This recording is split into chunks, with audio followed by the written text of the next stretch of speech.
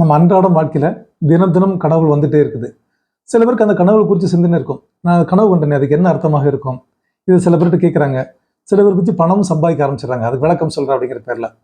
நமக்கு கனவோட விளக்கம்லாம் தெரியாது. ஆனால் சைக்காலஜி கனவுகள் எப்பப்போ வரும், எந்தெந்த சூழ்நிலையில் கனவுகள் உண்டான என்னென்ன மாதிரி அர்த்தங்கள் அதை சொல்லுது. ஃபர்ஸ்ட் கனவுகள் 3 வகையாக பிரிக்கப்படுது. முதல் கனவு நிகழ்கால கனவு. அதாவது இன்னைக்கு என்கிட்ட நீ பேசி இருக்கிறீங்கன்னா, இன்னைக்கு நைட்டு நான் பேசிட்டு இருக்கும் போது ஒரு கனவு வரும். அதுக்கு எந்த அர்த்தமும் மேக்சிமம் இருக்காது. இது நிகழ்காலத்தின் குறித்து நம்ம மனசு எதை யோசிக்கும், காலை நினைவுகள் மாலை கனவாக வருது. ஷார்ட் அண்ட் ஸ்வீட்டா. தென் நம்முடைய ஆள் மனசு ஒரு ஆசைகள் இருந்திருக்கும். இப்போ நம்ம ஐஸ்கிரீம் சாப்பிடும் போது கனவு கொண்டிருப்போம்னு வச்சுக்கோங்களேன்.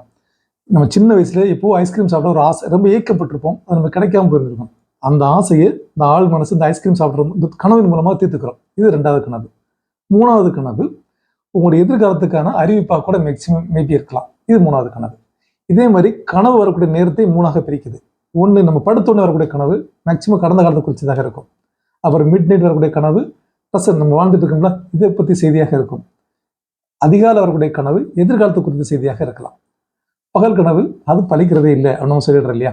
ஸோ கனவுகள் வர நேரத்தை வச்சுட்டும் கனவுகள் வரக்கூடிய விதத்தை வச்சு உங்களுடைய கனவுகள் எந்த மாதிரியான நீங்கள் முடிவு பண்ணிக்கிங்க. இதெல்லாமல் ஒவ்வொருத்தரையும் விளக்கம் கேட்டு வீணாக பணத்தை இழக்காதீங்க.